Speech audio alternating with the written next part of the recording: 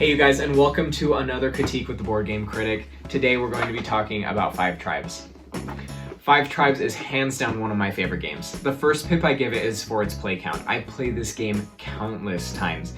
Every board game night, I usually find some way to work this in if possible. It doesn't fit for every group, which is why it doesn't get my third pip. However, it is a fantastic game. I give it for its play count. I've had it for over 5 years and I still want to play it. This is one of my favorites. Pip number 2 that I give it is for its freshness. If you've ever played Mancala, you'll know it's a very, very old game. I think it has roots to somewhere way back. Somewhere.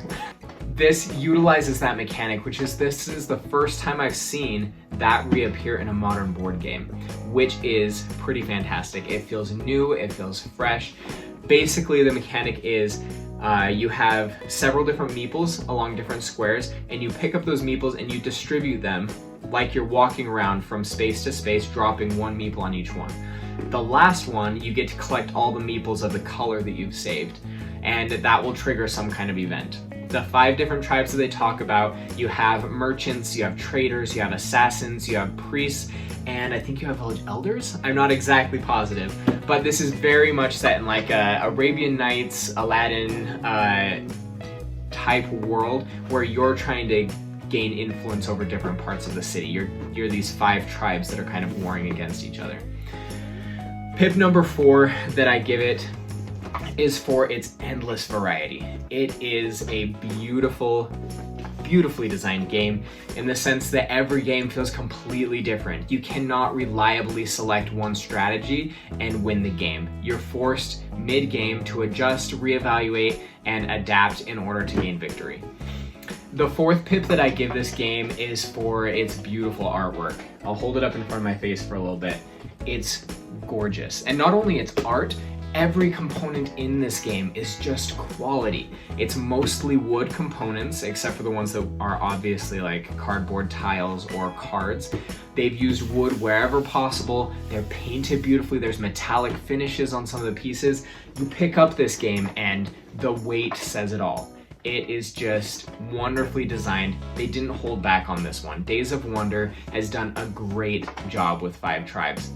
Once again, one of the games that I will recommend first and foremost in anybody's library, behind 7 Wonders.